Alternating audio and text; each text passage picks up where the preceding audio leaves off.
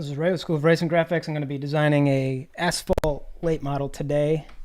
It's going to be a little bit more challenging. Some of the color palette is just slightly more challenging, but I appreciate challenging color palettes because it typically means you're going to do something a little bit more novel or maybe potentially different. You never know, so you got to kind of like stretch your mind a little bit as you're working. So I have this Asphalt Late model. I'm going to be using the Gen 6 Asphalt Late Model template from srgfx.com. When you save in Adobe Illustrator, when you save the design, it automatically shows up over on the detail template. So I'll be working that way, going back and forth between these two files. So you can see down here, I have my color palette, the colors that are already set for this particular project. And I'm going to be going through, using it the best I can. I like to typically take the colors and put them in the order that I feel like they best appear. So that's why you see the little blocks there. It's like 1, 2, 3, 4, 5. And typically it's like darkest to lightest, or whichever one complements the next color. I put them next to each other. That's how I try to think it through.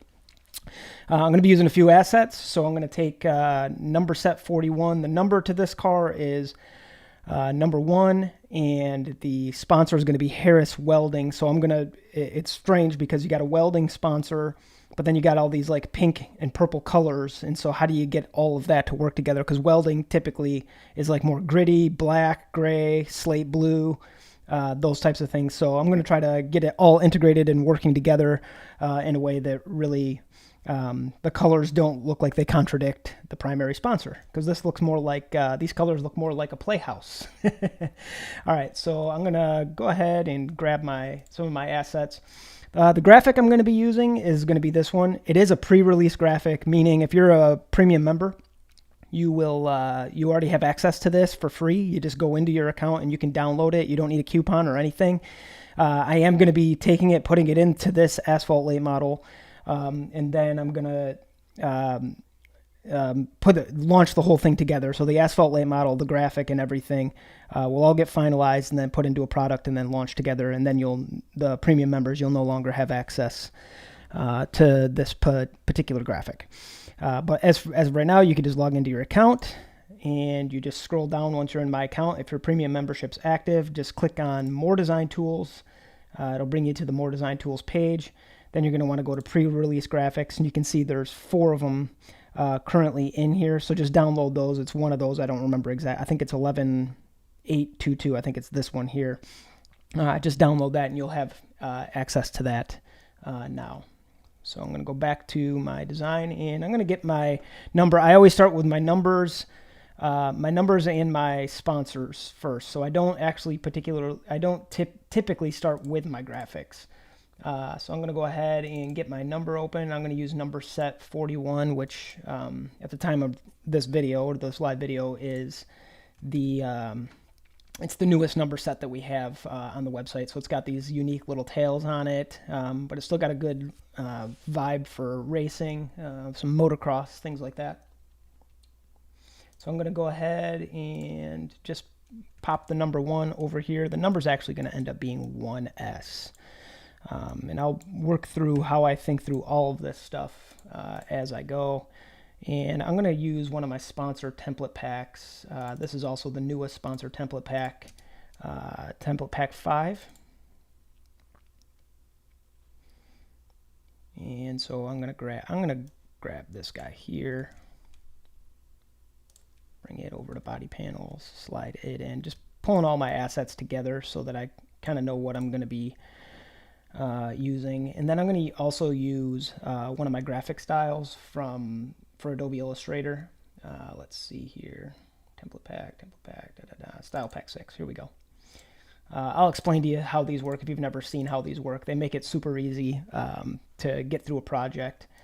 I'm actually going to just bring all of them over for now, and then kind of pick which one I want as I'm going.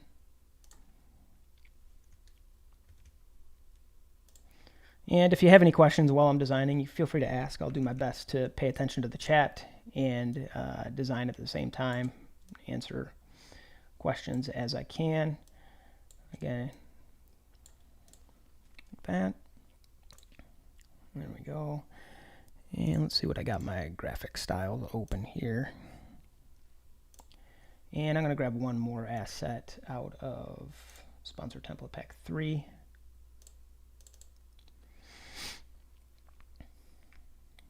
This welding gun here.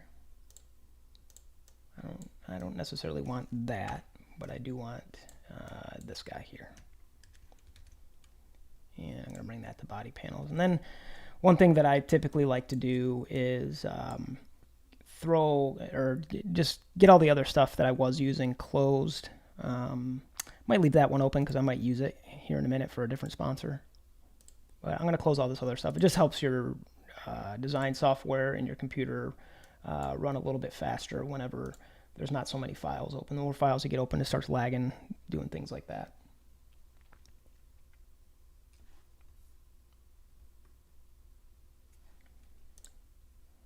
Okay. So the first thing I'm going to do is pay attention to the number.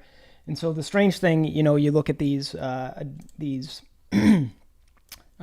Asphalt Late models, and typically, you know, they got the right side of the car is leaning toward the front.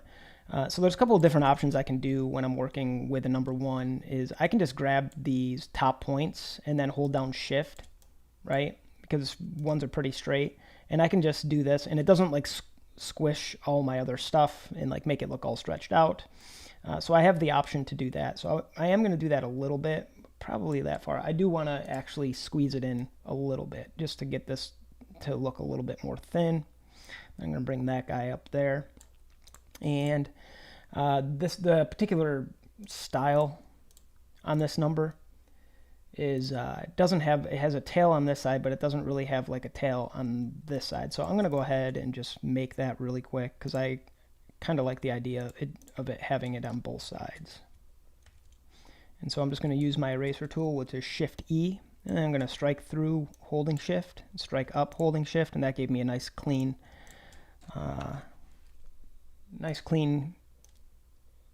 lines there that I was cutting through. And I'm going to just eyeball that in for now, okay? And then I'm going to bring it together on the Pathfinder tool and just make it one shape. And then I'm going to compound it. Now, if you're picky, and which I am, you're going to really care that because I eyeballed that in, that's not going to be perfectly straight, right? It's kind of like curving up a little bit, or it's, you know, this point's out here. And so I always like to go through and clean that up. So I'm going to delete these two out. Then I'm just going to go ahead and pull this one over a little bit. And then I'm going to grab this one, and I'm just holding Shift. I'm clicking the point, holding Shift. So now I have just those two selected. And then I'm going to align it to the right. And the reason that I pulled this one to the left is so that it would make it so this is the one that aligns to the right. Because sometimes you can select two, and it'll say align to the right, but it does it within the order that you pick them. So it could align it to the right of the other point. And so in this way, I'm just forcing it. Or I at least know, because I've seen it visually happen, that one forced to the right of this one. So now I have a straight up and down line there. Okay. And I always like to keep my number, just always, you know, keep your numbers in your head that you're working with. I'm going to shear it to the right, and I'm going to go ahead and do, I'm going to squeeze this in just a little bit here. And I'm going to transform it and shear it. We're going to go 25 for now, but just keep that in your mind in case you want to undo it. The tricky thing about ones is they're a single digit, and it's the thinnest digit. So it's just like, it doesn't take up a lot of space unless you do some things to it to really make it like fatter or wider, or however it, you know, you want to think of it. So I typically take them and I widen them out just a little bit. You can kind of remember on Jamie McMurray's car a few years ago, when it was the McDonald's car, and it was the number one, and it was just like it looked like a really small number one in the middle of the car. You can Google it. And there was just a lot of negative space on the right, a lot of negative space on the left, which is fine. It looked fine. It's just, it depends on how you prefer whenever you're designing, what you prefer. And so I like to widen them out a little bit, the ones, especially in Asphalt Late models. Maybe the rules in NASCAR are going to be like a little different and, you know, a little bit more stringent. So I just hold shift and select those points, and shift makes it so that it kind of locks into that 90-degree pull, right? So I'm still at 25 degrees, but I'm just pulling those ones to the right a little bit. And so, and I'm willing to always just keep going back and playing with that. All right. So now I'm going to go ahead and take torque, and I don't really need the rest of that. I just think I'm going to just use the main text, and I'm going to name it Harris. And the kerning on it is a little bit tight. The R's are touching each other. The I is touching each other. So I'm just going to increase that just a little bit. Kerning is, if you don't know what kerning is, it's the space between letters. So when people say adjust the kerning, they're talking about the space in between the letters that you have in a word. So I'm going to go ahead and right now it's at -55. I'm just going to go, I do it 40. And you can see the S and the I have like more space in between them than the I and the R. And so those types of things kind of like stand out. But I typically get the kerning in a good spot while the text is live. So I'm going to go -35. And sometimes I like it when the letters are touching each other. It kind of gives it more of a logo kind of feel. It doesn't just look like plain text, right? So I'm going to go ahead and take this, and I'm going to create, actually I'm going to duplicate that for now. And I'm going to create outlines on this one. And something you need to know that you can do, because we're going to try to follow this angle right here that's on the car, because that's what naturally the rear sponsor should follow, that angle. I'm going to delete that, actually, I don't need it. So we need to find out what this angle is here. So the way I'm going to do that is I'm just going to create a straight line, put a little bit of a stroke on it, and then I'm just going to keep rotating it a half a degree until they match. So I'm going to go 0.5, not 0.25, 0.5 degrees, okay? Like that. Ooh, we're going to go negative. We are working on the right side of the car, okay? And I'm going to click OK, and then I'm going to just hit Command D. And every time I hit Command D, it just repeats the previous step until I get to where I think it's pretty well matches. And I think that this line here isn't perfectly straight, the one on the car. So, but I think that matches pretty well. So I'm going to go back. Okay. And I forgot to count. So I'm going to rotate. I'm going to come back and go, let's see. Transform, rotate, 0.5 degrees. And then I'm going to click OK. Crap. We need to go negative. My bad. All right. 0.5, -0.5. Like that. Okay. And I'm going to click OK. So that's 1 degree, 1.5, 2, 2.5, 3. It looks like it's about 3 degrees. So we got a 3-degree angle here. So that's what we want to do when we angle our sponsor. Now the reason I did all that, and sometimes you could just take and make a note, right? Because you might flatten it back out for printing. When you go to print, it's not going to be, you're probably not going to want angles, or maybe you are. It just depends. It depends on the type of car, that you're designing. So I just keep a live text like that. Now what I could do with this is I can put an appearance on it. So I'm going to go to appearance, and if you don't know where that is, it's just go to window and then go to appearance. Here it is. Okay. And right now this is a group. So I'm going to go ahead and actually I don't want to do that yet, because see this space here, it's equal, this one here and that one there, but this one is more prominent. I don't mind if the S touches the I a little bit, so I'm going to eyeball that in until this looks like that. So I want it a little bit tight. So that looks pretty close. Okay, so now what I can do is I can bring that group together as a shape or a compound path. And then I'm going to bring, I'm going to go ahead and transform it. And in transform effect, I can just type in -3 degrees, okay? And it's going to transform it in there like that. But if I ever need to get it back straight, I just take that transform off and I can just remove it. So I'm not doing it. I'm not rotating like this and then leaving it, because you get lost. You'll get lost in your number. And so in this way, you'll always be able to come back. And even now, I can size it up and down, and it stays at the 3 degrees, which I can come back and manipulate later if I want to. So I'm going to bring that down just a little bit. And really, I'm just getting my sponsors and my numbers into place. I'm not like committed to my colors or anything like that. I'm just thinking through, how do I get my primary sponsors in place and my number in place. So I'm going to go ahead, and this is going to be welding company. Do like that.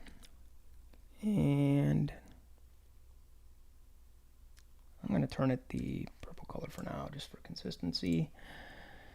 And I could group this with this, but it creates like a separate group. So what I could do, I could just take this guy here, and I'm going to go to my graphic styles and drag and drop it.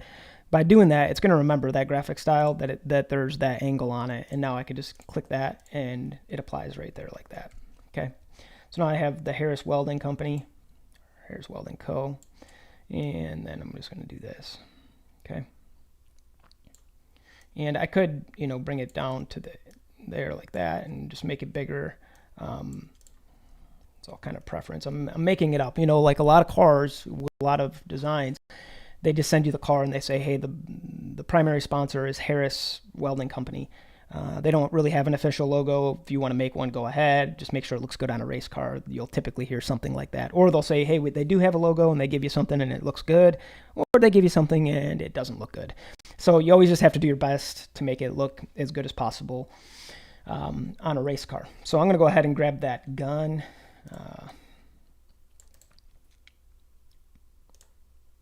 Like this.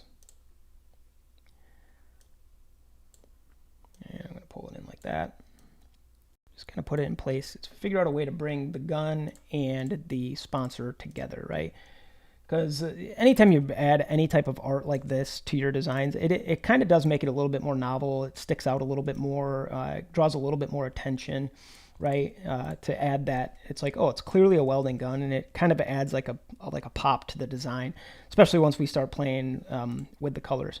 So I don't mind if this S here gets cut off a little bit in the wheel well, if it's going to bring these two elements closer together and make them look more like they belong together and less like, two separate elements just hanging out on the same car. So, you think of Darrell Waltrip in the 80s or the 90s. Yeah, I think it was the 80s and 90s where the tide was on the side of the car, but it like went down into the wheel well. So that's perfectly fine. You just can't do something like this, because then the R looks like a P, and the I, we don't even know what it is, and the S is also getting cut off. And so it's just got to be obvious what it is. So you can be willing to sacrifice some, but you can't, just cut a letter in half. It's typically not a good idea. And then the other thing to consider too on these Asphalt Late models is you're going to have like a top. It's like it's almost like a 90. So you got the quarter panel that goes up, and then it like shelves, especially on the right side. There's like a flat shelf, and like the sponsors are going to like turn up onto that shelf and coil up over it. And so you want it to be, on your proof, you want it to be readable. Like, hey, yep, that's the sponsor. But if I start moving this where it might land more, it's probably going to land more like something like this, and the tops of those letters are going to, turn up over that shelf, or land on that shelf somewhat. So you just keep that in your mind as a possibility while you're designing. I'm doing a fast and loose design. I'm not like doing increments. I'm not doing like exact measurements. I'm not doing anything like that. This is just getting something in place, creating a little bit of inspiration for myself, practicing in design a little bit. And then, what I would do at the end is I go through and like perfect all my little measurements, my soft zone, my margins, and my bleed, and all that kind of thing. So I'm not really thinking about the bleed, the margins, and the negative space as much right now, as I'm just thinking, just get the design elements into place. And then I'll get more particular as I go through the design and know where exactly things are going to land. And typically we'll do that. That would be like the last step or the last phase. If you want to know more about that, you can take my Mastering Race Wraps course. I go through it. I exhaust it, like the best way to line things up for as far as size, increments, how to size things, things like that. The Mastering Race Wraps course. Anybody who takes it walks away from it saying, like, this was the best thing that I could have invested in for, one, saving time during design, and then two, just knowing like how to work with like particular standards in certain stages of the wrap design process. Okay, so another thing about these Asphalt Late models is they, sometimes they'll have, the sponsors are not quite as predictable. And so sometimes you have like a sponsor that's, just on the quarter panel, but then or the rear quarter panel, but they don't put one like on the front quarter panel. It's just like two contingency sponsors or, something like that. And, it's just like dirt late models are pretty like, they're very predictable. It's like rear quarter panel sponsor, another small sponsor under that, front quarter panel sponsor, another small sponsor under that, and it's like all stacked and it's very consistent. And so, but when you go to the asphalt world, which is just different, like the design is thought through different, you got to go and study the cars. Like what is typical? Do they put a sponsor on the front quarter? Do they not? Do they leave it empty? And the answer is kind of all over the place. There's not a lot of consistency, but there's almost always one on the rear quarter. It's like the rear quarter is got the main primary sponsor, so it aligns more with like the way a NASCAR designer would work through it. Is like that front quarter panel is going to be saved for contingencies or just put empty space so more stickers can be put there. So just know that as you're working through your designs. Okay, so I'm not going to really change the colors yet. I'm happy with where I have this logo for now. I'm happy with where I have the number. I'm going to add an S to it. So I'm just going to type out an S. And you think through whenever there's a lot of cars that have like a number and then they have a letter that goes with it so that they can differentiate from somebody who has potentially the same number. So it's like two cars with the same number one. So, they come up with like 1C or, sometimes it's like the first letter of their last name, something like that. So this is going to be 1S. And I like to always, when I put a letter with a number, and it doesn't have to be this way, but I like to think of it like if the number is really strong and thick, like then do something different with the letter so that they stand out from one another but then also complement each other. So that's another way of thinking through contrast. It's like we typically think about contrast in the form of colors, but you can think of contrast also in the form of shapes. Now I'm going to sit here and watch the Wheel of Death do a thing because I hit the font menu thing and it wants to load all my fonts through that font menu. There we go.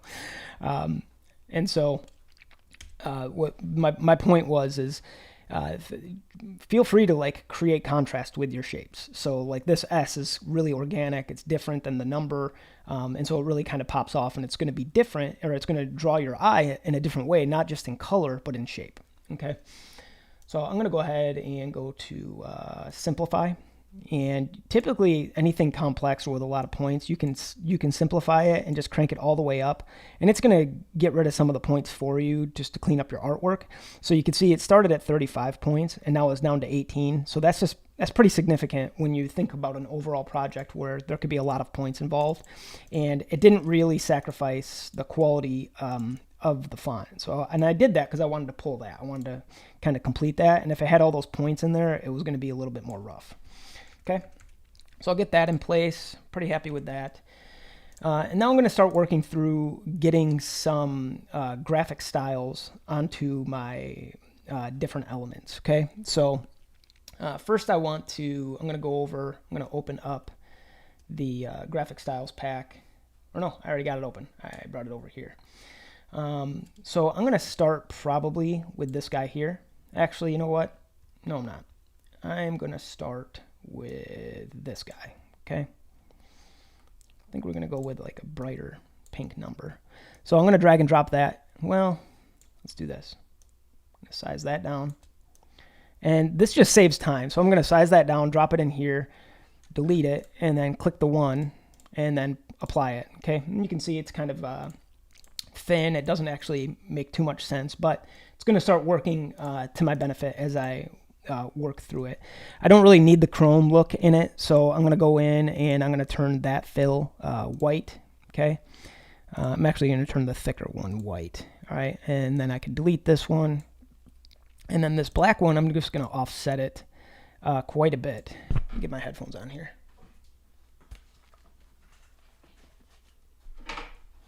Just a second. I think somebody has a question. I just want to make sure I'm answering it. Yeah, the Mac Wheel of Death is colorful. It's like you get to celebrate while you while you're working. All right. So I'm going to go ahead and I'm going to thicken up, and I might adjust all of this. So like, just know this, whenever you're designing, like you're going to like make choices, undo it, do it again. You're going to keep redoing things until you land in a spot that you like. So I'm going to offset this path here, and I'm not working in actual increments because I'm at 25% of the actual size of the car. Okay. So I'm going to go ahead and do like a 0.7 inches here. And it is a little bit of I'm doing a guessing game, but I do want that nice and thick, the outline that's going to be on the number. And so I might leave it there for now, just keep it like that. But definitely I'm going to have to size it down to get it to fit. And there's going to be a ridge here on the car. You'll see it in the template. We don't want the number to like dip below that. We want those ridges to determine the size of things and where they go. So now I need to get back to my base colors. What color do I want this to be? So I'm kind of leaning towards this guy right here. And so I'm going to go ahead and click that. And then I'm going to bring that color there. So I got that pink color. And everything to this point is pretty basic. So now something I want to share is whenever you're designing and your client gives you colors and they're like, okay, we want to use pink, we want to use purple, we want to use orange, we want to use like a neonish kind of lime green yellow. Okay, those are my colors. Always know that you have a complete spectrum to work with on that scale with each color. So it's not like you've got to lock yourself into, okay, I have one color purple, I have one color pink, I have one color orange. Use it as a scale so that you can get way more dynamics into your wrap designs without having to go outside of the colors that they told you to use. So what I would do is this. I take this guy here, okay? This is my darkest color, so I know that I'm going to want to use it for a lot of contrast, okay? And then I'm going to take this guy here and duplicate it, and I'm going to create a black one, all right? So now I have a black, and I have my original purple color that was provided. And I'm just going to go to Object, Path, and Blend, okay? And I'm going to do blend options, and we're going to just do specified steps, okay? And let's just say we want, it's going to do, we'll do 4, okay? So let's say we want 6 colors total. It's going to count the black, it's going to count the purple, and it's going to put 4 colors in between. And I'm going to click OK. And then I'm going to go to Object, Path. You got to click OK. I know the blend tool is weird. And then you got to go to Object, Path, Blend, Make, okay? And so what that does is now it gives you a spectrum of colors to work with from really dark black, right, to the purple color, which is what we have here. So now I know, okay, I have a scale and a spectrum to work with. And I can do the same exact thing with this color, okay? Or I can actually just do this. Make a duplicate, grab this, and then because it's already blended, see what it did? It adjusted all of them, right? And so now I know, okay, and they will look good next to each other. It won't look like a different version of the color. It just looks like a darker version of the color. And so same thing. I could take this, duplicate it, all right, and grab this guy, and then I can just eyedropper that, and now I have my orange one, okay? And you can do the same exact thing with white. So let's say I want to take this here. I'm going to duplicate this down here. So now I have my color here, and I'm going to grab the black one like this. Yeah, there we go. And I'm just going to select white, And now you can see I have all my other shades that go from my original purple to white. So just always think in those terms whenever you're designing. I see way too many guys, they're like, oh, the design is blue. They pick one color blue and they use that color blue throughout the entire design. And sometimes that works, it looks good. But other times there's so much more that can bring the design to life if we're willing to think outside of just the one flat color box. Okay, so to me too, if somebody doesn't say I want black in my car, that doesn't mean you don't put black in the car. You could still put black in. Black and white to me are always, like, by default going to be introduced at some point somewhere. Okay, so I'm going to delete that one, and if I need these again, I'll just make them, but for now I'm just going to stick with my purple one, because that purple is really my biggest form of contrast. All right, so I don't, I'm that's going to be the one that's going to, like, kind of make everything really punchy at the end, because it's going to force other colors to the surface. And I'll kind of show you what I mean as I'm going through. Okay, so let's see here. I'm going to add, I'm not really committed to adding a bunch of outlines to the Harris Welding Company. This is something I see as well, where guys, they will take their logos and then they put an outline on it, and then they put another outline on it, and then they put a big fat outline on it, and then a drop shadow on it. And sometimes that looks good. The design calls for that, and it will actually work and look really nice, and everything will come together really well. But there's a lot of times where it's like the design's already simple in the background, and there's all that negative space that could be getting taken advantage of by a really clean sponsor that just is, like, popping off of the very basic background. And so you just want to keep in mind, you don't need strokes and outlines and drop shadows just for the sake of having them. It's always about making it stand out from the background, so that it basically, if you got a busy background, it gives it a clear space so that it can be readable. That's the point of a stroke or an outline or a drop shadow or anything, is to create that type of separation. That's the functional purpose of it. There's other times where you're going to do it because it just looks good, and that's the way you're going to do it. But not in every instance or circumstance is it going to look good. So I'm going to commit to using this kind of, like, I don't even know what to call it, lavender. It's like a lavender color there. And what I want to point out to you, this is really important when it comes to color theory and design, is, this orange and this yellow are going to look far more bright because of how dull this color is. Okay. So a lot of times in wrap designs, I see this as well, where there's like a smorgasbord of colors, but all of them are the brightest version of every color. Like, there isn't one color that's really popping, that's like, oh man, that really stands out, and everything else kind of takes like a back seat. So this lavender is kind of, it's like a really dull color. It like takes a back seat, right? But what it does is it forces, it's going to force that yellow, it's going to force that orange to come off of the car and look really bright. And we can adjust the colors a little bit to, make them a little bit brighter. But don't always think every version of every color has to be really bright and then behind it just is white, right? Because when I think of white, I think of the lightest version of each color. And I think, let's put that in the background instead of just making it white, because lots of cars are white. Something to consider, and this is just a side note, if you're going to make a car this color, the whole thing is going to end up wrapped. And so it's a significantly more material. We could cut them a break by turning the pillars and the posts black, so that if the car is actually black, they're just wrapping up to it, and then it's, so there's ways to think through it. That's my point. Let's go ahead. We're going to take and bring the graphic in, but I'm going to organize a little bit first. I always recommend staying organized while you're working.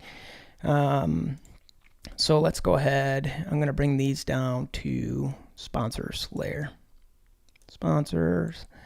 Probably should separate out the number.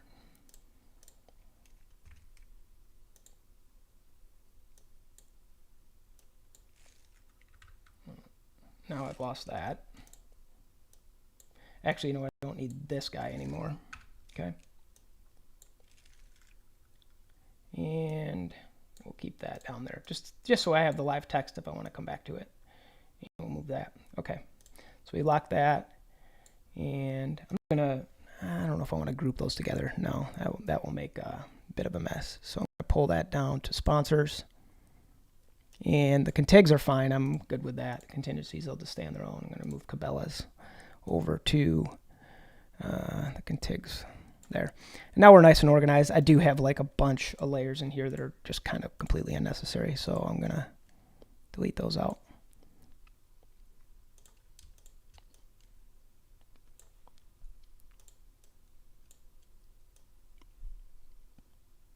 And like that. Okay. So I'm going to work through my number, and I just want to work through this with you. A little bit of a theory and philosophy when it comes to numbers and how to think of them and how far can you skew them, because you get to the point with certain numbers that it's like if you skew them too far, it's obviously stretched out and it doesn't look quite right. So we did this one at 25. I think it was 25. So let's just check our work here. Okay. Yeah, so negative 25 is straight up and down. So with a number 1 or any single digit number, you can always go a little bit further than you could with a double digit number, because double digit numbers take up a little bit more space. The numbers are going to be squished together. They're going to be a little bit narrower because there's 2 instead of 1. So you can think this through. I am always willing, and I'm not, this isn't that I do it often, but I'm willing to try and go all the way up to 40, depending on the number, depending on how wide it is, depending on the style. It just all depends, okay? So I'm going to go ahead and do that here. And you see that looks way too radical. It's like, that doesn't even make sense. Don't do that. Why did you do that? Okay? So I'll explain to you why that's so important. So let's just say this car is a number 2. So I'm going to go back into my number set. I'm going to get a number 2. And everything that I'm doing right now is just experiment. It's a side note from the design. I hope that you're interested in learning, because that's what I'm kind of going through right now, is some of that process of how to think things through, less about this particular design. So I'm going to go back to my body panels file, and I'm going to just pop this 2 in here, okay? And you can see it's a pretty narrow 2, right? It doesn't take up a lot of door space. But because it's a number all by itself, I can widen it up, right? I can do it one of 2 ways. I can grab the points like this and pull and start doing things like that way, or I can just widen it out. And I've already got my graphic style created, or at least my base graphic style. So I can go ahead and take this, and I'm just going to go, well, I'm going to drag and drop that on there. Okay, there we go. And then I could put that on there like that. All right. And obviously, because of the outlines, we're just going to have to squeeze it down. And then I'm going to widen it even a little bit more. And you can see it just, at a certain point, you can get to, it's too wide, right? And so you kind of got to like use your discretion as you're going. And, if I'm a little bit more picky in even how like I stretch numbers, I don't like my corners to start looking strange like that. So I would be, a little bit more particular in like pulling these back or re-rounding them or doing something. But for the sake of time in the video, I'm not going to do that. My point is more the shear and how we think of shears. Okay. So if I was to do a number 22, well, now my 2 is way too wide, right? So I've got to bring it way more down, right? Like something more like that. And then when I shear it, it's like 25. That actually looks good. Let's go up to 35. Okay, looks okay. It's a little too much. But then you go up to 40, right? So it's 5 more degrees, and you can just see it's like, we're pushing it too far for a double digit number. It looks a little bit sloppy. Now, the Days of Thunder Russ Wheeler car would say different. And I think that thing is at 45 degrees. And for some reason it looks good. Like like we just kind of accept it, because I don't know, maybe familiarity does that. Sorry, I got somebody asking a question here. So anyway, the point I'm saying is the single digit number, you can skew it a little bit more. Gives the car a little bit more of an aggressive feel, gives the design a little bit more of an aggressive feel. But double digit numbers, you got to bring them back a little bit. And so that's my point, is this number 1, I can definitely get a lot more out of it. So let's go back to our 2 and you'll see, okay, I'm gonna do this. And then we're going to go ahead and shear it. And you can see there that's 25. Let's go up to the 40. Okay, that's just a little too much even for a single digit number, but because it's just one number, it's clean, it's crisp. You can tell it's a number 2. It'll stand out really well on the car, but I would still dial that back just a little bit. So I'm going to shear it, and we're going to go -5. Okay, and then I would keep on doing Command D, -5. Okay, so now we're down to 30, which looks pretty decent. So to me, the scale goes all the way up to 40, depending on the number, depending on how many digits, and just depending, does it look like crap when I get there? If it looks like crap at 40, I'm not doing it. But I like doing hard skews, because it makes the car look more aggressive. So it's like the more the number is skewed, there's just something about it that like pulls you in. 25 is a pretty good standard place to start, and then work your way up from there. But be picky. Don't just throw massive amounts of skew on your numbers just because I said it in a video one time and then you did it once and you liked it and now you do it every time. Don't do that. You got to think each project through on its own. So we're at 25. So let's say we're going to go up to 35. That means we would add 10. Okay. And I think that looks pretty good. That's pretty good look. And then, when I know, like if I'm doing really basic graphics, I could just take this, transform it. We're going to go up to 35 on that and then skew it, send it to the back, right? And it starts getting kind of that really basic feel, but it's nice and clean, right? And so like, what if that was kind of like my graphic or something like that? These colors don't go together at this point.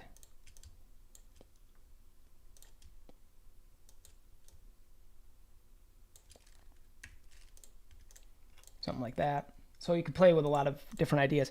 And then as you save it, and then you look at it over on the proof, and you're like, oh, that actually, yeah, I'm the same. I will go beyond 25 almost every time. But at 25 is just a good starting. It's a good starting place. Thank you for that pointer, Tim. So you can see here, okay, the colors suck. So just give me a break there for a second. But you kind of get the basic idea of what I'm saying is like, hey, that would actually work if we started implementing graphics and using these angles and, meeting the demand that the design is creating for us, okay? So I'm going to go back to my body panels now. I'm going to get a little bit of style on my S there. So I'm going to grab just this base tagline style here. We're going to size it down. I'm going to bring it actually over to the S. I like to scale things according to how I think they're going to look on the, like that.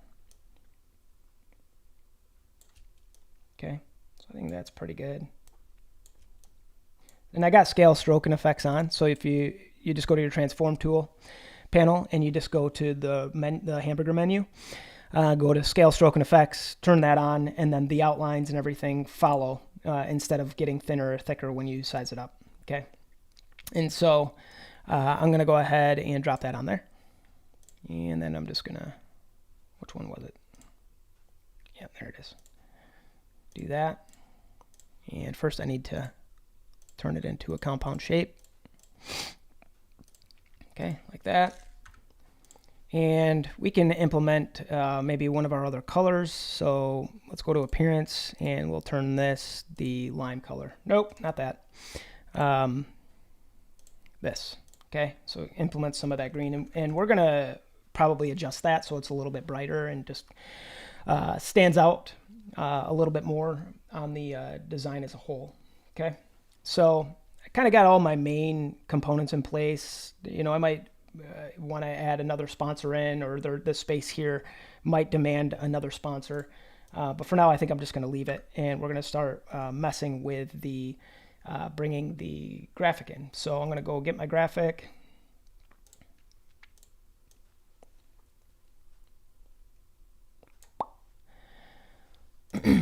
Give it a second, and I'm going to basically ignore the bottom two, and I'm just going to focus on this guy here. Okay, so I'm going to come back to my body panels, and I'm going to bring it in, and I want to, do I got paste?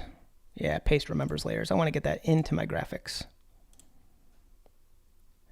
Those should all be up in the contigs. Let's get them up there. All right, there we go. And get these into the graphics, left side, and paste it. It's probably going to be the wrong size. All right, we're just going to size it up, see how it lands. It's probably going to look like garbage, but we'll get it. We'll get it where we need it. Okay. So pretty good with that. Pretty comfortable with that.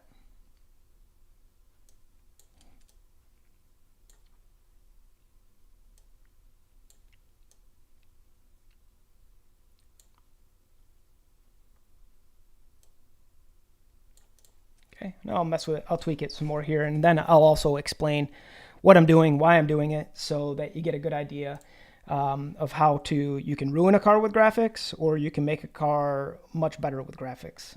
So right now it's ruined. So I'm gonna hit save and kind of work through my philosophy on how everything works together, how to get it to work together, so that I can get these 5 colors implemented into the design, and also make sure that the pieces aren't wrestling each other, because right now everything is just kind of like having a wrestling match, and not sure that I really like it. So I'm gonna hit save. We'll go back over here, hit yes. Of course we want to update it. Okay, and so you can see here, I'm not thinking about colors right now as much as I'm thinking more about shapes, where they land. Does it make sense? Does it interpret correctly? Does it interpret incorrectly? And I'm willing to move everything around. I don't ever throw a graphic in, like one of my graphics even. I don't throw it in and be like, well, there it is. That's the graphic. That's how it sits. I adjust all the time, and for every car. So every car is going to be different. I'm going to adjust it. I'm going to maneuver stuff. I'm going to cut it up. I'm going to do things to it. I'm going to make it look different than what it looks like coming out of the download, right? And so the first thing that I notice is, let's zoom in here. The graphic doesn't make sense to just have the graphic land here, and then it doesn't really complete anywhere over here that makes it make logical sense. So it's kind of like it goes in, but then like where is it coming out and why? It's like, well, something that fall off in the wheel well, like it gets lost. It ends up lost in interpretation, right? And so in the same way, we've got this like big white thing happening in front of the number, and then all of a sudden it like dips down and disappears. And we got this one little white point here coming out. And of course, I'm going to adjust everything. Like I'm not thinking like I put it in the best spot, but got that one little point that just kind of lands there. So how are we going to maneuver all this? All right. So I'm going to go back to my design file. And the first thing I'm going to do is this blue color here, this dark blue, was just the background color of the graphic. So I typically leave those elements in so that you have options to move stuff around and delete it, and then something else is sitting there, right? So you got that whole piece, and it's not all cut up. It's like, oh, I can cut out one piece, cut out 2 pieces, or just leave it as it is. It just gives you the options, right? All right, so I'm gonna go back to my body panels file, and I'm gonna turn that color, okay? And it's gonna be, I'm going to go to select, same fill color. So it's going to select all of them. And then I'm just going to turn it into that lavender color so that it disappears. Okay. And then I want to take my white. And for now, I'm going to start bringing in this darker purple color, which really makes kind of everything it's starting to kind of make it look, what do you call it? I don't even know. Milk toast. It's like nothing is really standing out and like popping off. So how can we do this so that our design is really working together without everything just kind of becoming one thing, right? So I'm going to go ahead and take these blue here. Well, first I'm going to experiment. I'm going to take this and that. Those are a good color. I like that. So we're going to do that as the orange, and we're going to do this as the yellow. And then we're going to take this and this and this. And let's see, maybe we'll bring those in as white for now. Because like I said, we're always willing to bring white and black into our design. Just by default, you should be thinking that that's okay to do that, right? And so I'm not stuck with all of these colors that I'm currently trying to work through. So the other thing I could do too is just get a lighter version of this, right? So I'm going to take this and I'm going to do that. And then I'm going to turn this one white. And so I'm going to take the lightest version. Well, that's not white, is it? Nope, it is not. Okay, so I'm going to take the lightest version. So I'm going to go ahead and, let's see, expand it.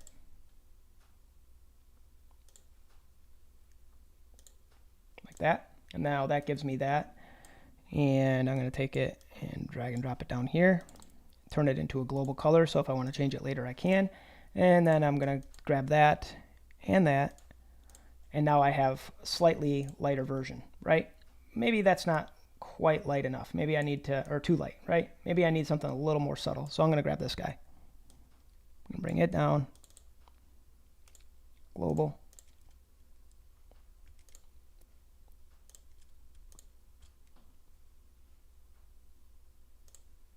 Okay, like that.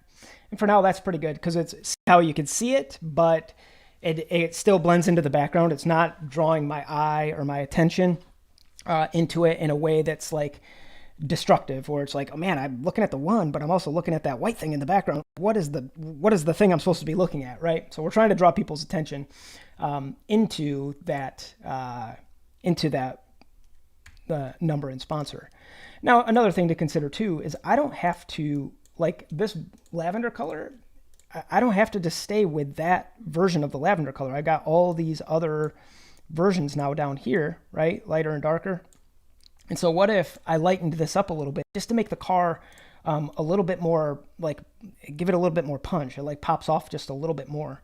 And so I could go a little bit of a lighter version, then select this same color here. And then do that. And then select this.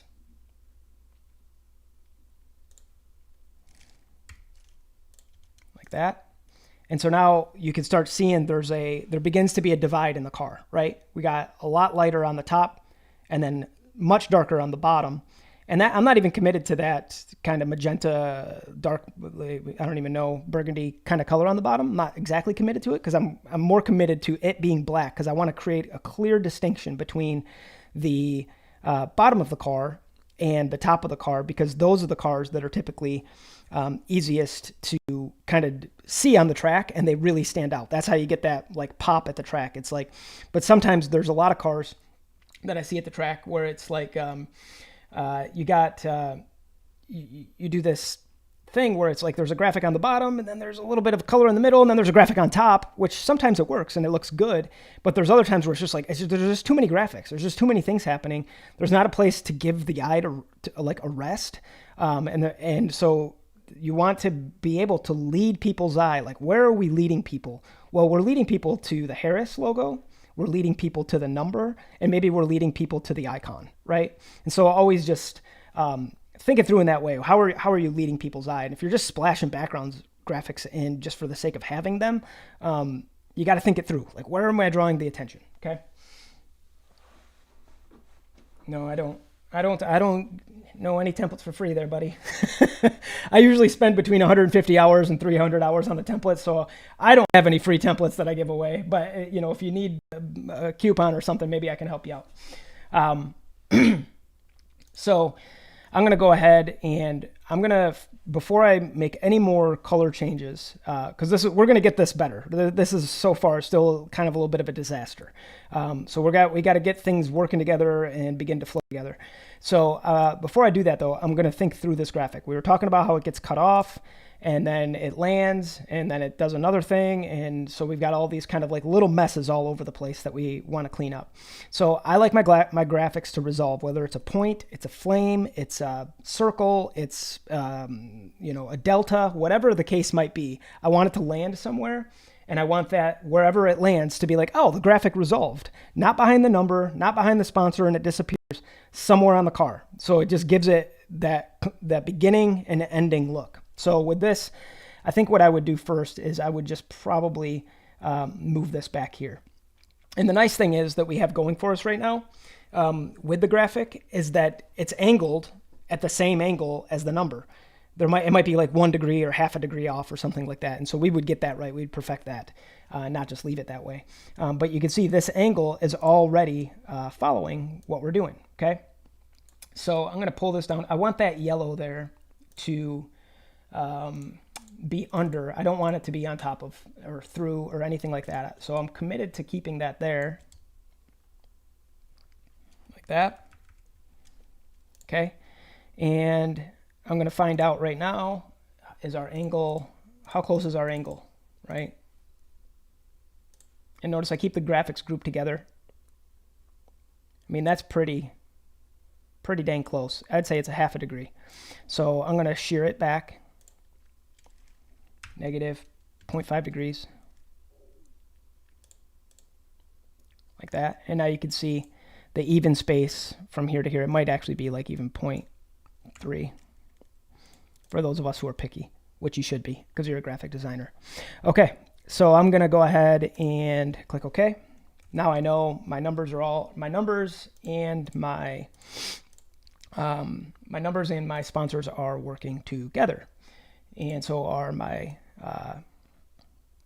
graphics. Okay, so I'm going to pull that back just a little bit, and it gives it a nice clean, like, oh look, a starting point, and look, an ending point, right? I'm not happy with what's happening back here, so we're going to come back, we're going to adjust that, and for now I'm going to actually just turn and take this whole thing, and I'm going to turn it the darkest version of the purple. Okay, that's not black, that's purple. So let's try another one. Okay, there's a more of a purple. I say purple, it's not purple. It's like a burgundy or magenta or something like that. Okay, and so I'm going to go ahead and take that and just use that. Right, think of that as my black now. All right, maybe I'm not going to commit to using black, but I'm using a really dark version of my darkest color. And that's sort of like going to replace my black and bring the whole design together and make everything pop off of the design really, really well. Okay, so that's the commitment that I'm making. So I'm going to take this and I'm going to turn it the same color. So we got to get this guy. We're going to actually object, expand. Expand just makes it so I can get the shape. Whoops. I can get the shapes from the blend that I had made, right? Because I blended the colors together. And so this is my guy, right? And something you could do just to stay organized. So I'm going to, oops, did the wrong thing there. I'm going to do that, okay? And just turn it global, because if we want to adjust it or make it different, then we can, okay? And so I'm going to use that guy now. And I want to use it as my black and my number. And now watch what happens. Now my number is starting to blend, right? It's still got a lot of punch because that magenta is really bright. And that's how you get like I heard somebody say yesterday, that's how you get like the brightest version of pink you can print is just 100% magenta. So that probably depends on your profiles, your printer, and the temperature in the room and everything. But so you can think that through on your own. Same thing with this S. So now I'm going to bring and turn this into that darkest version. But I still want to, and I'm still committed to in some way or at some point wanting to bring this color in. This color and this color that I'm using, the dark one, they go together. So I want to figure out how am I going to implement all these colors that I was told to put into the design by my client who doesn't know anything about colors, but I'm a graphic designer, so I should know exactly what to do, right? It's not always that easy. Okay, so now we can start seeing we've got our dark and our light is established, right? And so when you're thinking through bright colors, don't think that you got to have bright colors everywhere. One bright line going through a car can make it really stand out. And so just know that you don't have to be introducing a ton in order for it to have purpose. Okay. All right. So I'm going to delete this, and I'm going to delete that, and I'm going to delete that because it's just making the design messy. All right. So there's something else that's bugging me. This right here. Okay. It's kind of like this line here. It goes back here, and then it starts to incline, but it's going to end up lost in interpretation behind the wheel well. Like this part doesn't make sense. This part of the graphic doesn't make sense because it's like it starts here and then it goes up and we don't know what happens, but then all of a sudden it comes out here and it's not a natural resolve. So in my mind, I just remove it. I just get rid of it. I don't need that, right? So I'm going to go ahead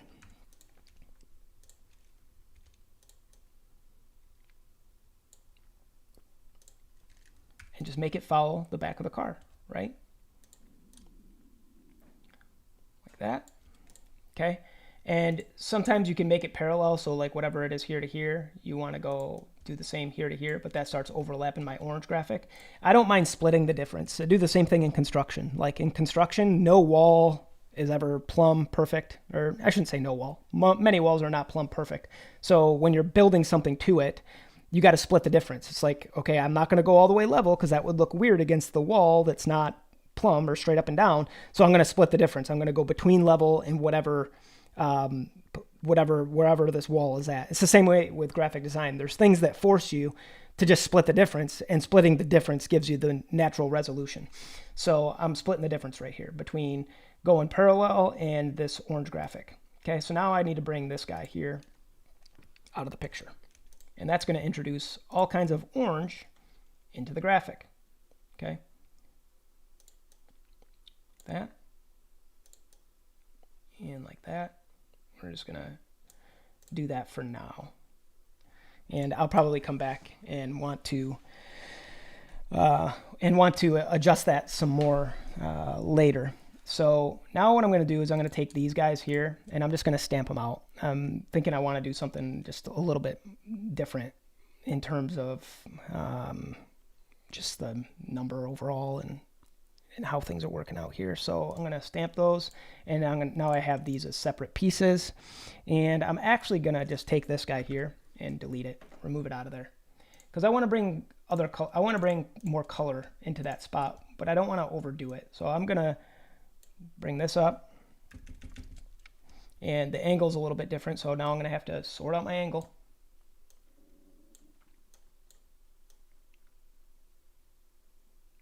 Like that.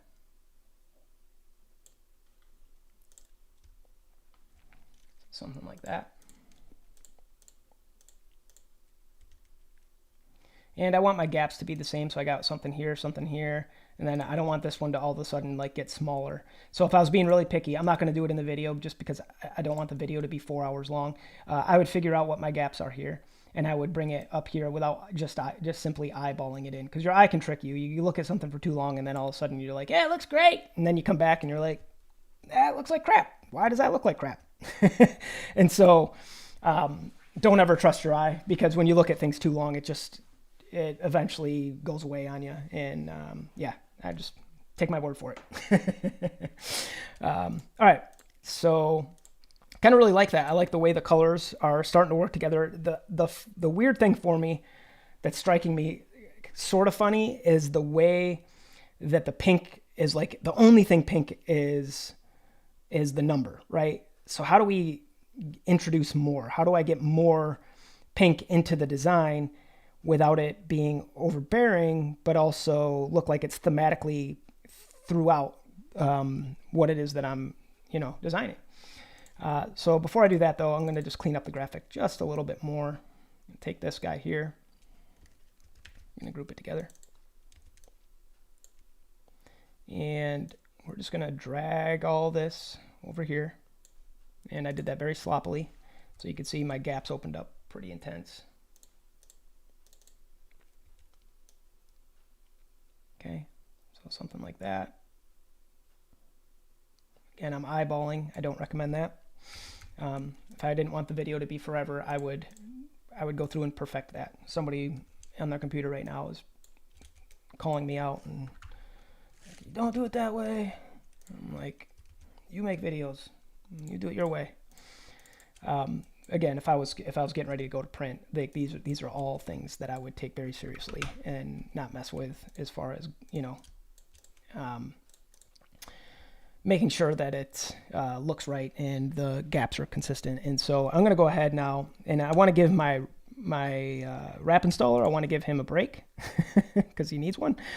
And so I'm going to go ahead and just get us a good clean cutoff here so that it doesn't wrap to the front of the car and give the install guy a whole bunch of work where he's trying to like create seams or fix seams and put things together in a way that makes life difficult. You know, that's why typically we stop our design before it gets to the top of the door so that it doesn't run up, and then it's like now we have to figure out a way so back down the other side of the car. It just makes it difficult. So we like to have those little soft spots where we're separating things out and making things just a little bit easier for everybody, right? Because we're trying to make it easier for everybody. Okay. All right, so now I'm going to experiment just a little bit here, and I'm going to just pop that on there. That actually looks good. I'm pretty happy with that. And let's see. So now I'm starting to see something else come together, right?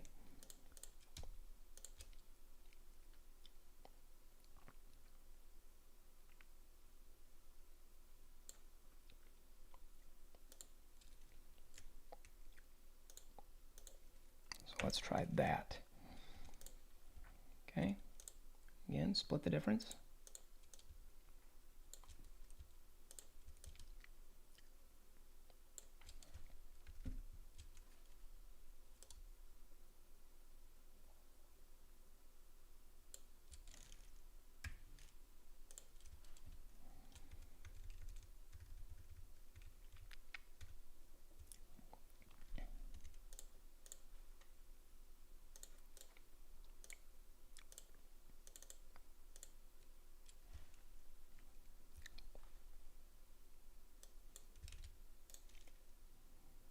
Gotta ungroup this stuff so that I can start getting pieces in there, right?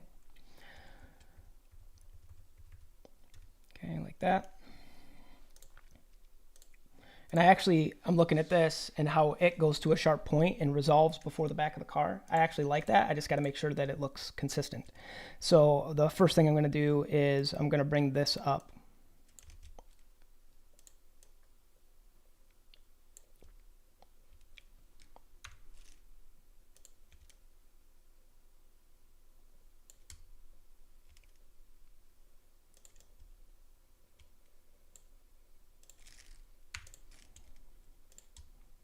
And there's still a lot of pieces in this graphic, right, that are in here. And by the end of it, when it's all said and done, before it went to print, I'd clean everything out of there that doesn't belong, clean up all the shapes. Everything would end up really, really clean, so that I'm not sending a garbage file to somebody to sort through and giving them, you don't want to give your print company, if you're sending these off to print, you don't want to give your print company more work to do, right? You want to send it ready. And you need to know, like, when something goes into postscript or post-production, like, the cleaner the file is, the less likely there's going to be errors for the person printing the file, right? And so we don't want to create a scenario where we got points all over our artboard and other things going on all over our artboard, and we're not having any consideration for the next person that's going to receive the file. We're just thinking, I'm just doing my thing, and my thing is to design, and I don't really give a crap what happens with the next guy. And so you got to care. You want to care about the whole process. And so keep yourself happy by, you enjoy designing. Keep them happy by, sending them files that are easy to put into production. Okay. And so I would, I'd cut off all this extra, I'd cut off it at the bottom, cut it off here, just make it really obvious, like, hey, this is what's getting printed, this is what's not, and get everything in the right place so that it's, everything is where it belongs, okay?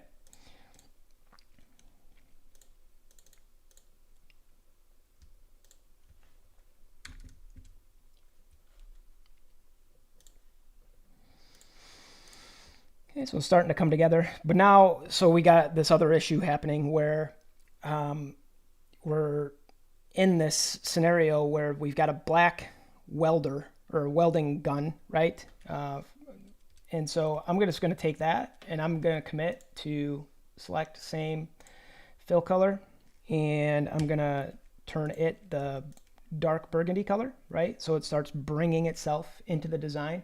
And the rest of it, I don't mind if it's gray, because gray is pretty neutral, so it doesn't conflict or clash with the rest of the design. But the cool thing is that the ends of these guns are typically like a copper color. So I'm going to come up with some kind of version of copper here. And I'm going to start turning this copper.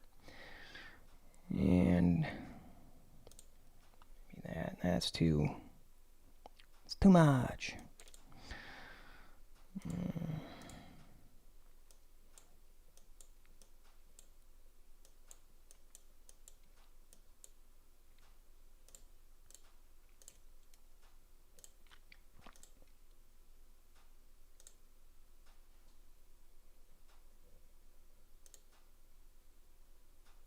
something like that.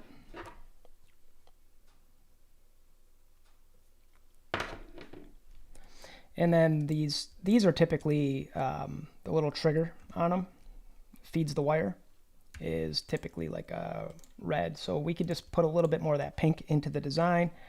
It makes it obvious what it is. It's not, you know, just a random pink spot. It's actually just drawing attention to what is going on there. Okay, so pretty satisfied with that so far. So one of the other things that I'd consider now is, again, I'm noticing that my purple line here, or this kind of dark magenta color, is a little bit thicker than the one down here. I would keep adjusting that. I would go through and get that right, and not just leave it to chance or whatever the heck I'm doing during the design process. So whether it's moving it up a little or whatever the case is, I would adjust that. So just know that would get adjusted. I don't want to sit here and do that because it would just make the video you know, that much longer.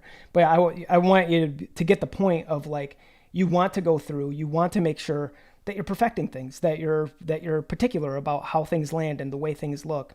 So we're going to keep working through this. So one other thing that I'm noticing that's really sticking out to me is, you know, you got this one and it's got this rounded kind of look right here, but then you got this graphic here that's like really stiff, right? And so, you know, in this particular instance, I might take the one and just, you know, maybe move it down just a little bit. I could actually probably get away with doing that.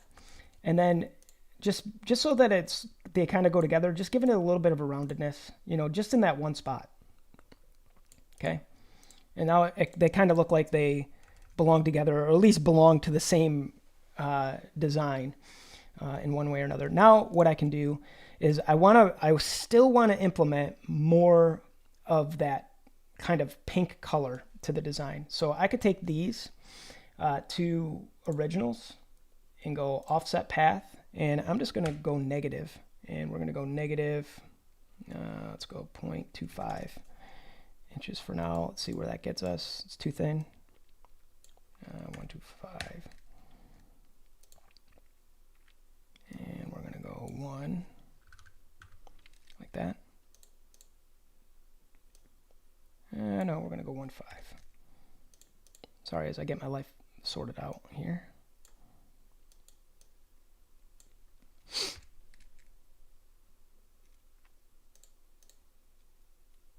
Okay, so just real thin, and pop that on there like that.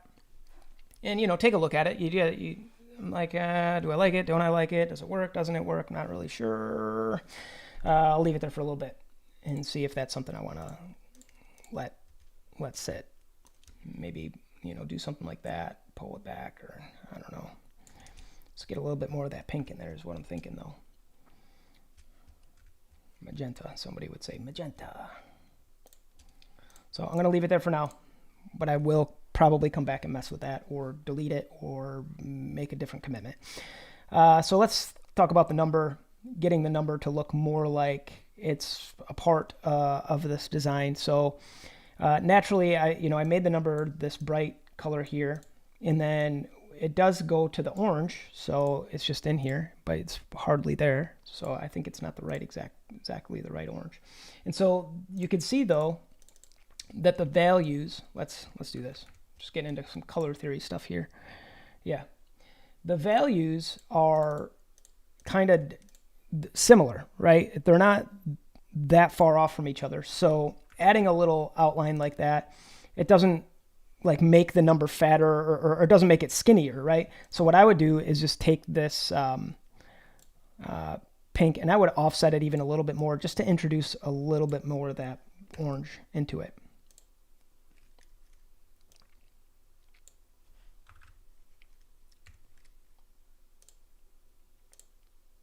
No, that's not what I would do.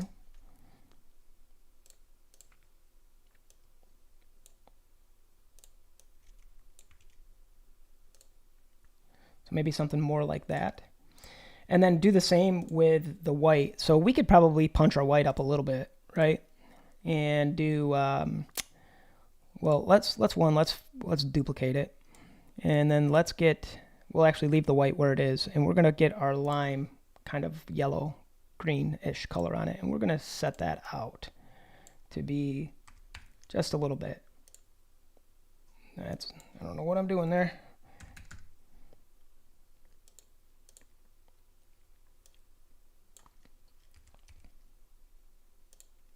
Okay, something like that. And it's starting to look a little bit sandwichy to me, so I'm not 100% committed to it. So I'm going to just stick with it for just a second and then hear me out. I'm going to actually, I'm thinking through this lime kind of color, and the thing that's giving it a lot of tension is actually that really light lavender color, because it's such a dull color, but it's bright.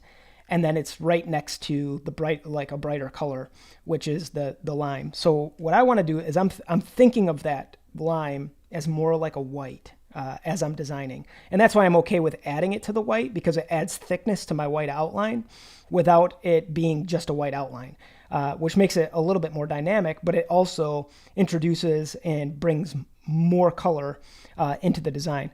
So I think, though, that what I appreciate more, or what I would like more, is if I switch the white and the lime around. So I'm going to go ahead and do that. Just experiment. Okay, like that. And now you can start seeing it. It kind of like has a little bit of a gradient like stack out, but the thicknesses are not right. Okay, so I'm going to go ahead and bring this guy down.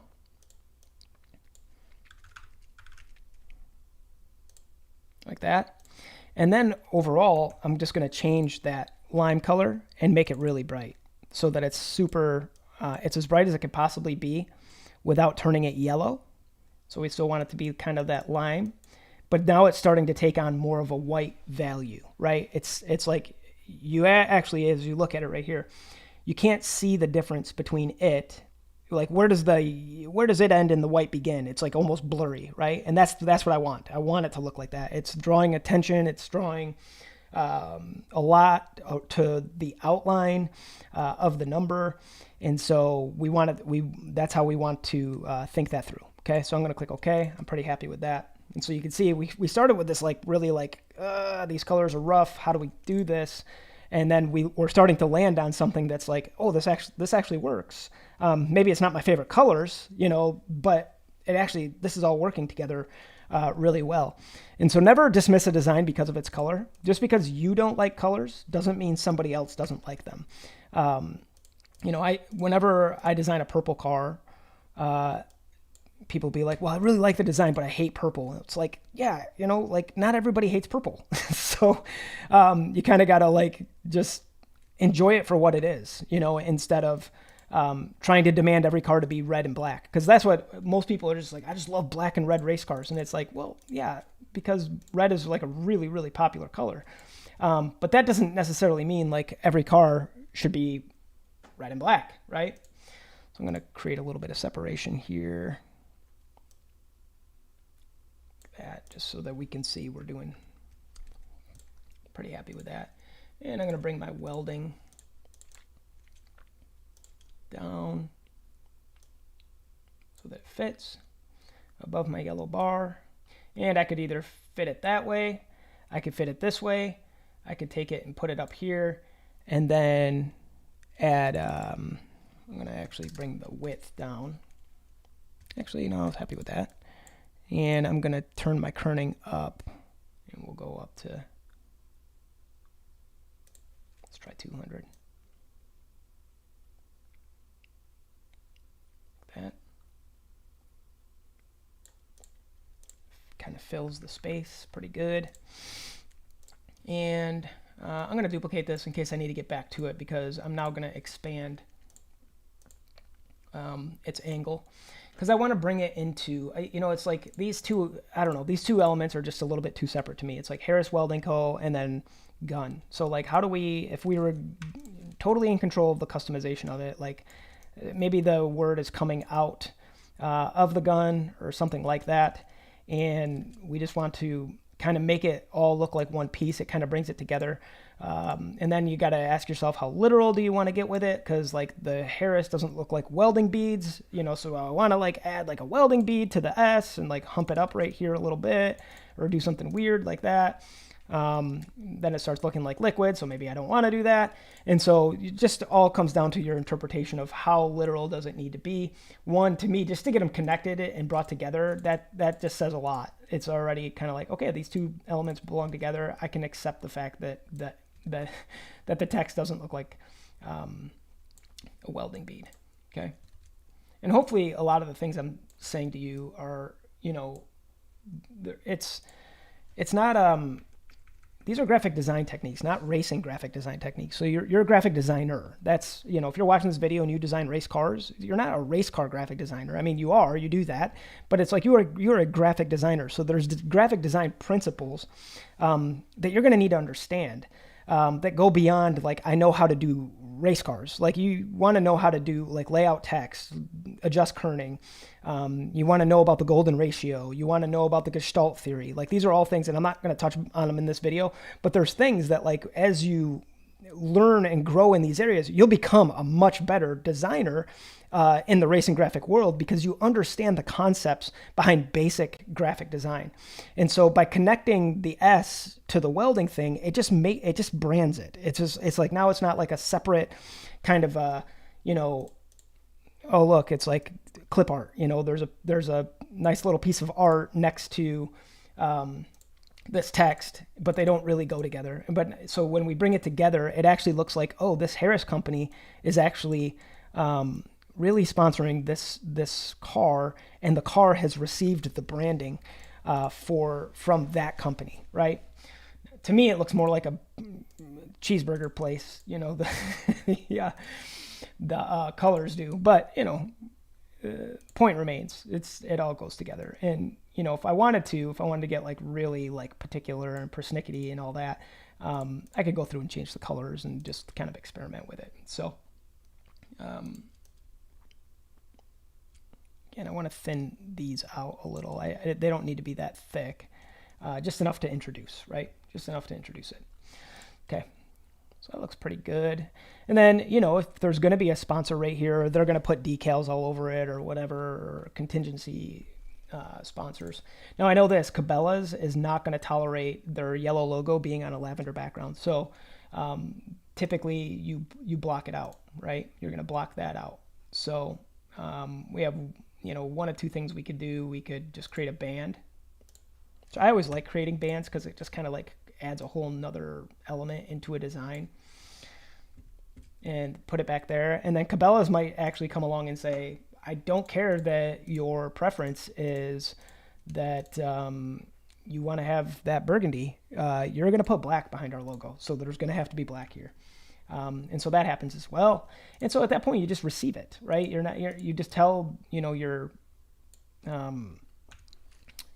client, like, this brand is not going to tolerate us messing with their colors.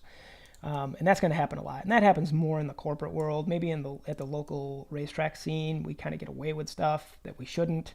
But just be aware, brands care about their colors. They spend millions of dollars getting their, you know, I think the latest Pepsi logo was $18 million. So when we turn it green, I don't know if they appreciate that.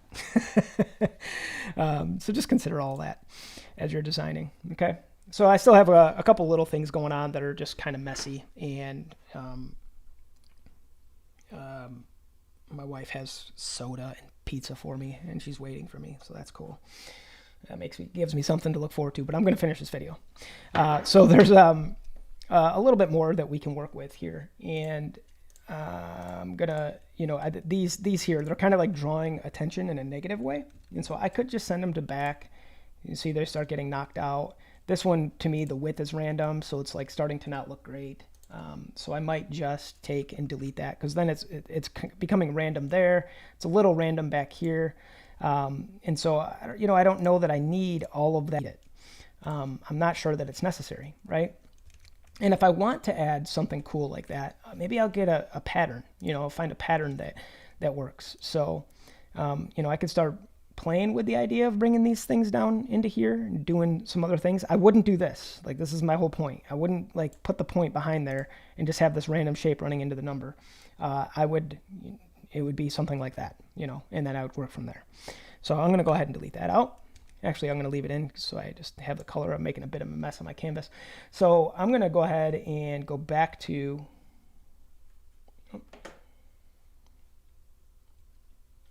let's see here. I hit something. There we go. And whoop, hitting all kinds of things now. There we go. I'm going to go back and get this guy here, and I'm going to just snag something out of it and see if we can make it work. So this is the newest seamless pack. I just launched it a couple of weeks ago at the time of recording this video. I kind of dig this. It's a seamless pattern, so it's going to pattern, you know, no matter which direction we go with it, it's going to pattern, and I can just drop it into my swatches and it'll pattern up. That's going to give me the fastest route. I could introduce some of these element fades just by putting it on a brush. So maybe I'm gonna do one of these, and then let's actually bring it over to our panels file. I'll play with a couple ideas and then I'll decide what I'm gonna do. Okay, so I about like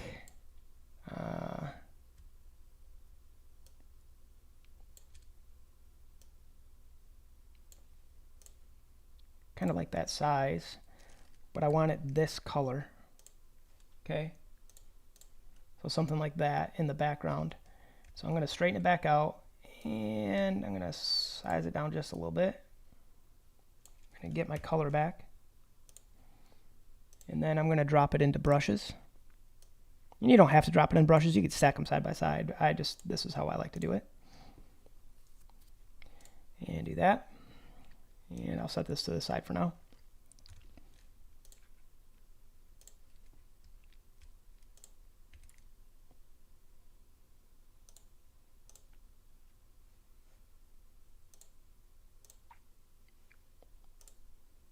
Oh. All right, and so now you can adjust that. Oh, it's going to it's going to kill me.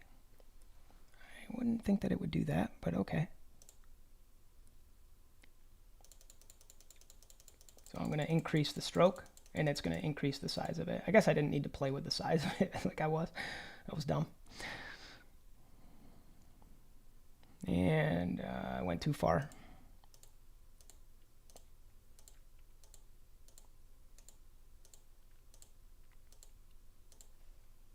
And I need to get this fill color off of it. And see how it's following the path. So wherever I drag the path, it's going to follow that spot. And I don't want it to go up onto the hood, because I want that clear spot. So that looks okay. It's decent. It's maybe doesn't exactly accomplish what I was hoping it would, but you can see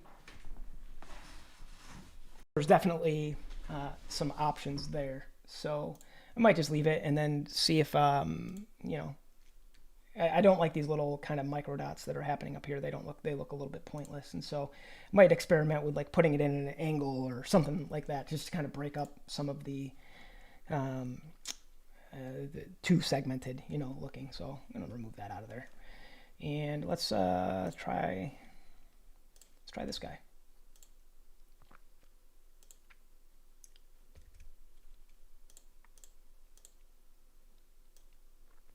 And so in this instance, I'm going to take this color and I'm going to go swatches, and I'm going to drag this down here. And so that's the background color of the car, just dragging it on there. And then I'm going to take the lighter color and I'm going to drag that down there. And I'm going to get rid of the black. And then I'm going to fade it from top to bottom so that it fades out into the color of the car. Okay.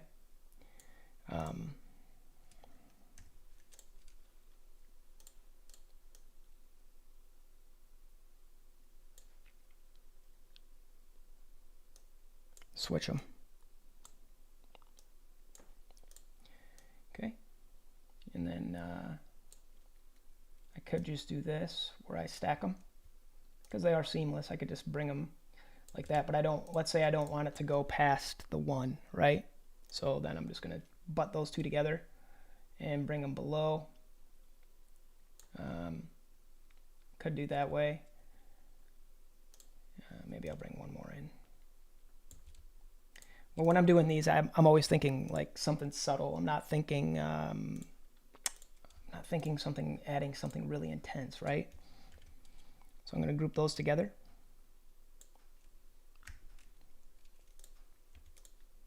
And now you can see, let's see here.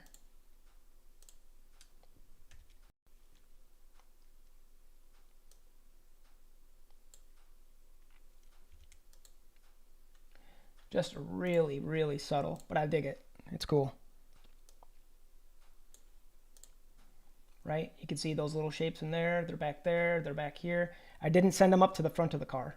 I could get rid of all the thing that's knocking to base here, and it would show up between the graphic, right? Like in there. But I kind of like that. That stops that there. And I could cut those. And but what you can see happening here, it's really, really subtle. But it doesn't take away from the readability of anything. It just makes it, you know, just adds a little bit of an unexpected thing. But I didn't get it up here, and I didn't want to. I want to keep it kind of in this area here. And I could fill maybe like the whole purple area with that same kind of a concept. And so, again, you don't want to start overdoing it and over texturing things, because then you end up with bigger problems. You got, you know, too many things happening. So I could turn this white, or I could just turn it, you know, we got it this color here. So this is the color that we're working with. No.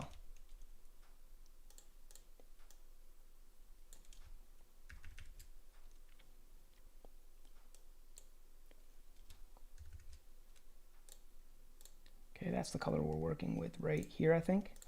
So, nope, that's one shade lighter. The color we're working with is here.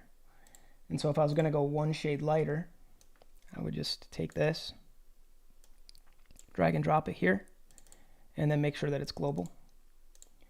And then set that pattern to that color, so it's just one shade lighter, right? It's in there, but it's not, it's subtle. That's the point, right? And then I'm just going to drag and drop this into my swatch panel. And then grab my purple here, just this one, add a new fill, okay? And then select the swatch and put that in there. And I could do the same thing with this guy here, so that it's, now, I'm not married to that idea. It's just something, like, those are the types of things I'm willing to experiment with. And it brings a little bit of the softer colors back in, and there's still good separation between the number and the graphics and all that kind of stuff. So I think what I'm going to do, though, is just keep it out, right? This little bit of subtlety is good. So I turned my green off that was on the outline of the car. I might play with some ideas here. Like, this outline is really thick.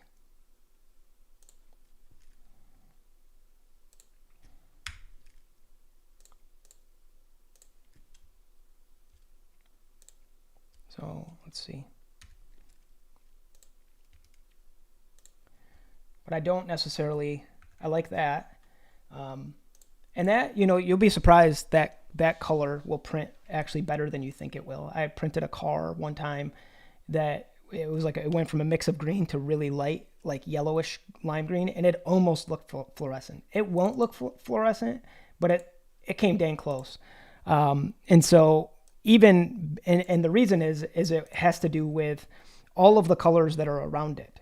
So that lavender color is really making that lime color pop off, right? So same with this.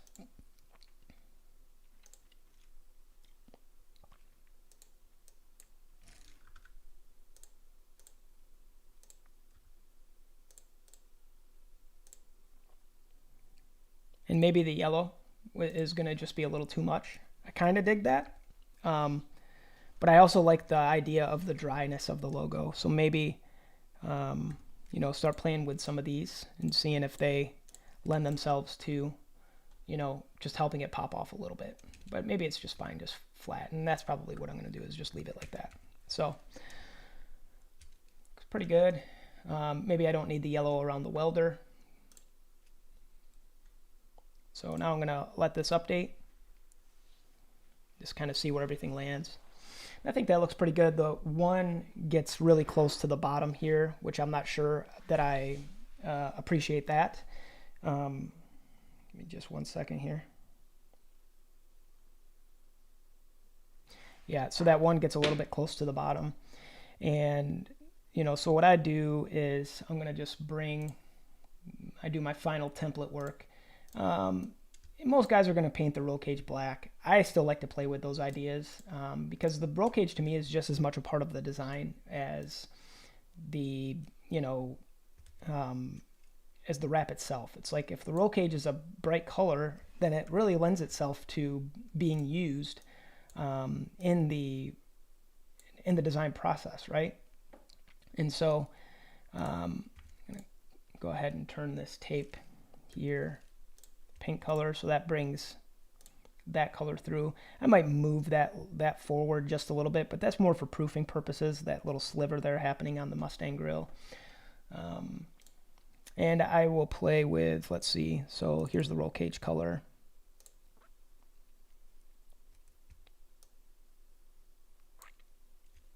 That, like I said, most likely it's just going to be grayscale and almost black, or just gray, you know, something like that. And I like to play with the wheel colors as well, so I got these three set up here.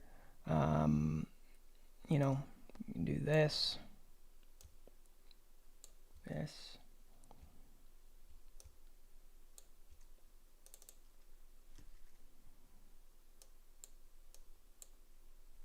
if you're an Illustrator, that's how that template works. You just change those three little things, and it'll change the